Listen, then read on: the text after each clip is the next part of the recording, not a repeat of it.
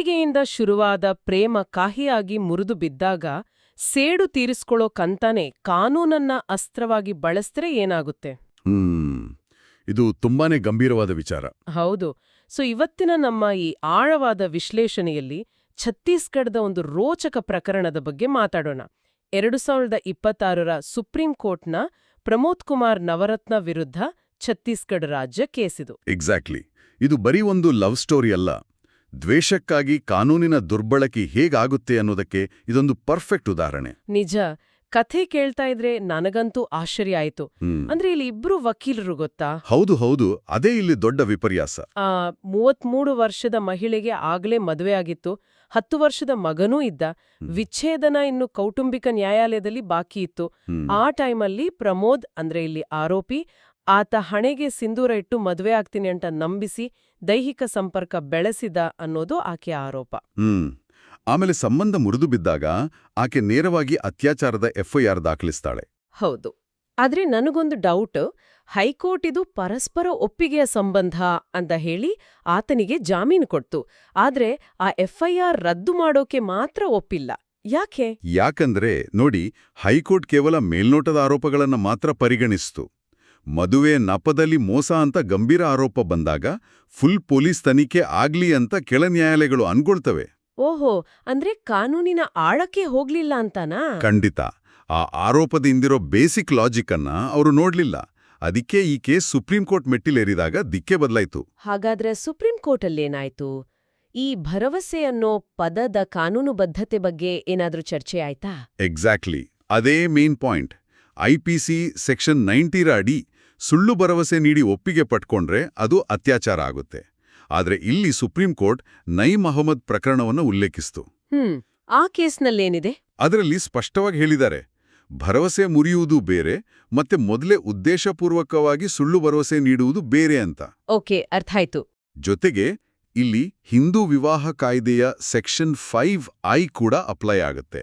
ಅಂದ್ರೆ ಮೊದಲ ಮದುವೆ ಇನ್ನೂ ಕ್ಯಾನ್ಸಲ್ ಆಗದೆ ಇರಬೇಕಾದ್ರೆ ಇನ್ನೊಂದು ಮದುವೆ ಆಗೋದೇ ಕಾನೂನು ಬಾಹಿರ, ರೈಟ್? ಹೌದು. ಡಿವೋರ್ಸ್ ಆಗಿಲ್ಲ ಅಂದಾಗ ಎರಡನೇ ಮದುವೆಗೆ ಅವಕಾಶವೇ ಇಲ್ಲ. ಅಂದ್ರೆ ಇದನ್ನ ಕೇಳಿದ್ರೆ ನನಗೇನನ್ನಿಸ್ತು ಗೊತ್ತಾ? ಯಾರೋ ಬಂದು ನಿನ್ಗೆ ಆಕಾಶದಲ್ಲಿ ಗಾಳಿಯ ಅರಮನೆ ಕಟ್ಟಿಕೊಡ್ತೀನಿ ಅಂತ ಅಸಾಧ್ಯವಾದ ಭರೋಸೆ ಕೊಟ್ಟಾಗ ಅದನ್ನ ನಂಬಿ ಮೋಸ ಹೋದೆ ಅಂತ ಕೋರ್ಟಿಗೆ ಹೋದಾಗೆಲ್ವಾ ಇದು? ಪರ್ಫೆಕ್ಟ್ ಹೋಲಿಕೆ.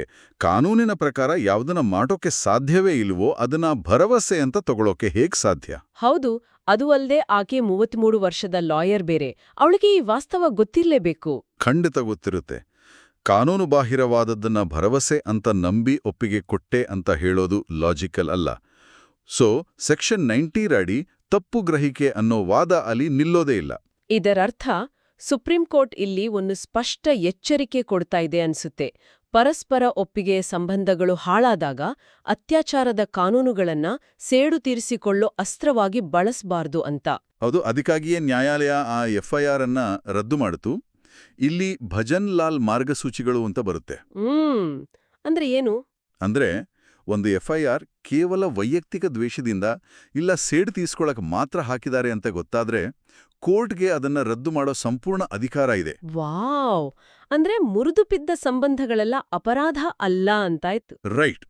ಇಂಥ ಸುಳ್ಳು ಕೇಸುಗಳು ಬಂದ್ರೆ ಅದು ನಿಜವಾದ ಲೈಂಗಿಕ ದೌರ್ಜನ್ಯದ ಸಂತ್ರಸ್ತರ ನೋವನ್ನ ಅಣಕಿಸಿದ ಹಾಗೆ ಆಗುತ್ತೆ ಅಂತ ಕೋರ್ಟ್ ಕಟುವಾಗಿ ಹೇಳಿದೆ. ಖಂಡಿತ.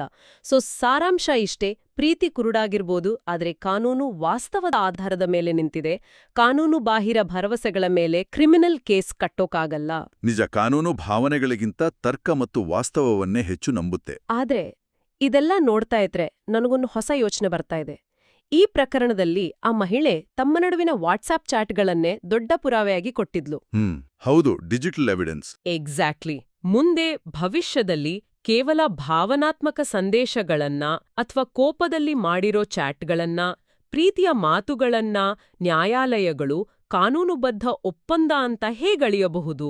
ಅದೊಂದು ದೊಡ್ಡ ಪ್ರಶ್ನೆ. ಹೌದು. ನಮ್ಮ ಖಾಸಗಿ ಚಾಟ್ಗಳೇ ನಮ್ಮ ವಿರುದ್ಧ ಅಸ್ತ್ರ ಆದ್ರೆ ಅದು ನಮ್ಮ ರಿಲೇಶನ್ಶಿಪ್ಸ್ ಮೇಲೆ ಎಂಥ ಪರಿಣಾಮ ಬೀರ್ಬಹುದು ಅನ್ನೋದನ್ನ ಯೋಚನೆ ಮಾಡ್ಲೇಬೇಕು.